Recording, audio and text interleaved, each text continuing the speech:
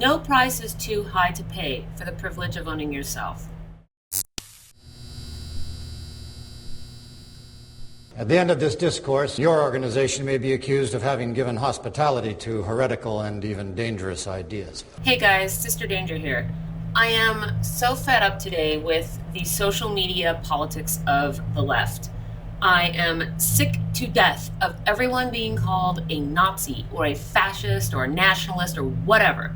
The left has become a Neo-McCarthy cacophony that seeks to just drown out any opposition by wildly screeching sensationalist claims about anyone that doesn't follow their playbook. Anyone, even the most innocuous of people. Anyone who does not share his hysterical disregard for decency and human dignity and the rights guaranteed by the Constitution must be either a communist or a fellow traveler. Normally, I like to advocate for trying to be mindful of how other people feel and trying to be generally polite. But politeness is not a one-sided exchange. It doesn't mean that the listener gets to sit back and cast judgment and steer or dictate what the speaker says, all in the name of political correctness or politeness. But that's what's happening. When I was a kid, it was the conservatives who were ramrodding political correctness on everyone in the 80s and 90s, and I rebuffed it then. Now, it's the social justice left that is trying to get their mile out of an inch, and so I rebuke it now too. No. The gesture, the effort of having a care for things that might be hurtful has an equal responsibility on the other side. And the listener's responsibility is to acknowledge that effort and then be prepared for whatever they're sticking around to hear or read or watch. It's called good sportsmanship.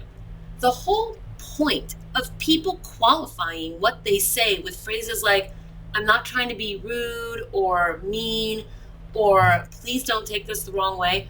The whole point of people writing satire or using comedy to address serious issues is exactly to be mindful of how others feel. It means that there is a topic they want to address or speak to, and they recognize that it's sensitive. They want people to know that they are trying to acknowledge that. People use humor, comics, memes, satire videos, comedy stints, all as ways to try to make points so as to avoid resorting to aggression or violence. But this two-part exchange is not what is happening. What is happening is that no matter what type of olive branch or bridge building is put forth to help ameliorate a tough dialogue, the listeners, these self-righteous, regressive leftists, are slapping it away. They are burning it down unless the message is exactly what they already wanted to hear. They don't ask that you behave or capitulate to their personal emotional threshold. They demand it under penalty of backlash, even while they actively refuse to meet halfway or abide by their own standards. And meeting halfway means listening without taking it personally, even if it is personal. Those people who want to make a plea for social justice, for supposed inclusion and diversity and sensitivity, are not upholding their end of the bargain, which is to put aside getting butthurt whenever people come to the table in good faith.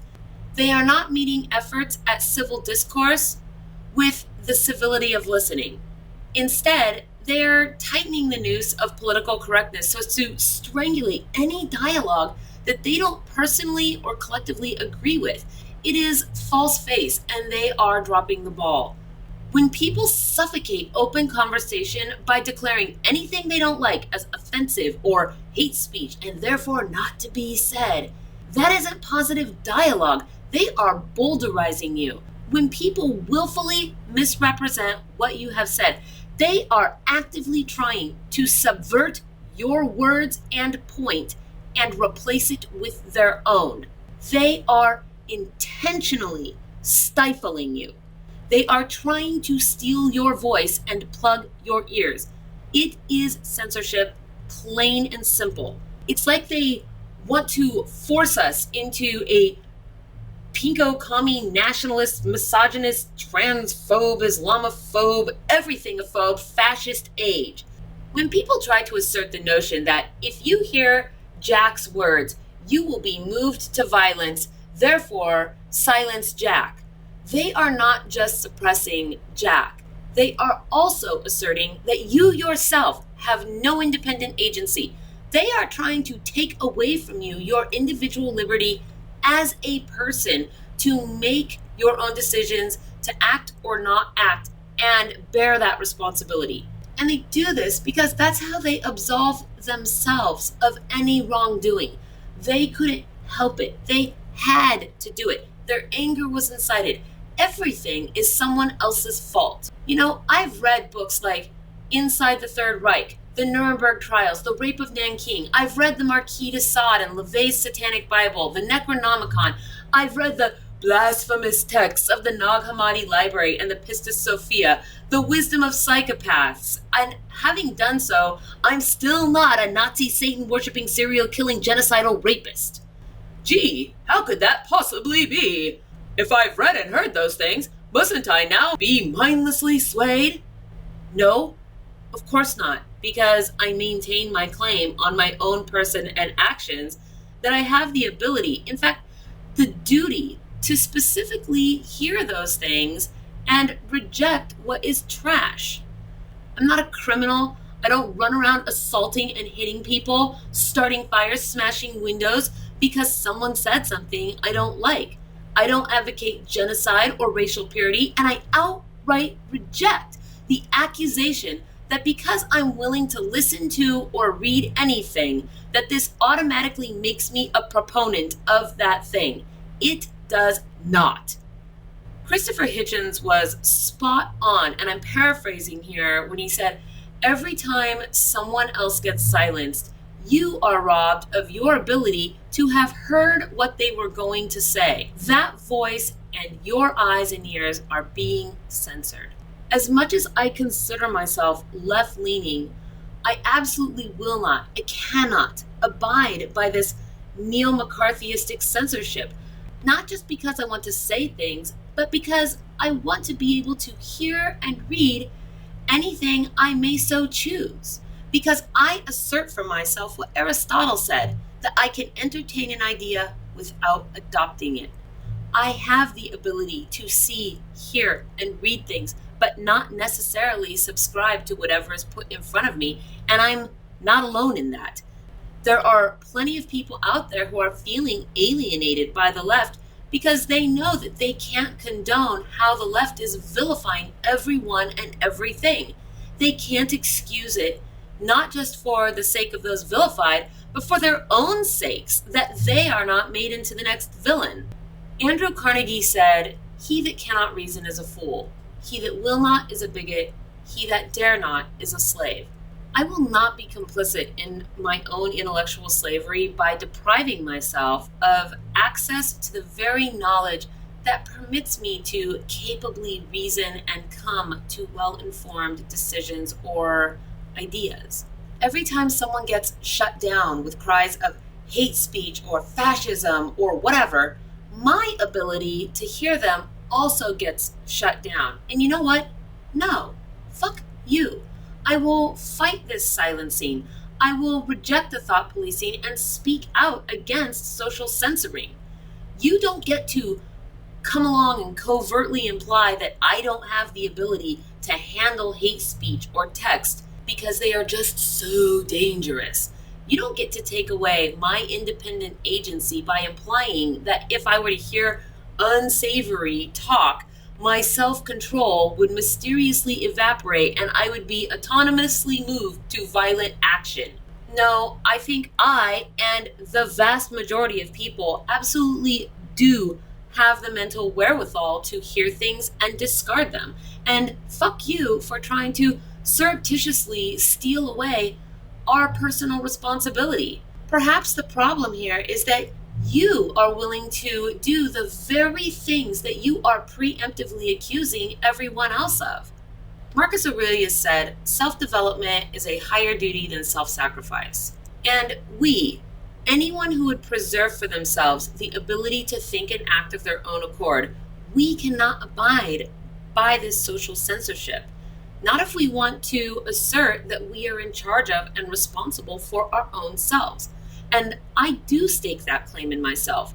Nobody else gets to come along and absolve me of my selfhood. In fact, I believe I'm obligated to emphatically speak up in my own defense, to speak up for free speech, because I refuse to limit the knowledge to which I can be exposed. Your emotional sensitivity is not a reason for me to censor what I can hear other people say or have it censored for me, or perhaps say myself. Your feelings are your responsibility. And if you want to be herded and shackled by your fear of hurt feelings and scary ideas or mean words for your whole life, then that's on you, and have fun reaping the rewards of living a life in emotional chaos. The rest of us, though, shouldn't have to be cut off from speaking and hearing just because you've made that choice for yourself or because you can't handle it and are afraid. John Cleese brilliantly said, when people can't control their own emotions, they have to control someone else's behavior. It is one thing to ask people to try to up their game, to make an effort at common courtesy and politeness, to have a care for what others might feel. And we show that we acknowledge and respect the effort that people make when they do this by listening to them in return. It is entirely another thing to try to weaponize the desire for civil discourse into a tool for the suppression of speech. Neither I nor anyone else has to espouse social justice ideological rhetoric or otherwise be a water carrier for Nazism. There are more choices in the world than this false dichotomy of with us or against us. There are plenty of moderate thinkers out there. And if that's you, or if you otherwise just agree with me regardless, I cannot urge you enough to say something out loud. Write it in a comment in this video, share it, make your own video, put it on your Facebook, say something on Twitter, write, God forbid I say this, a Tumblr post. Just don't be silent. Don't let people tell you that asking questions is racist or phobic. Don't let people insist upon you that disagreement is disloyalty. It is precisely the opposite. Reject it when it's done to you as the absurdity that it is, and encourage others to do the same if it happens to them. Thanks for listening to me tonight, guys. Please let me know what you think in the comments below. And don't forget to give some thumbs up and shares if you like what I've had to say.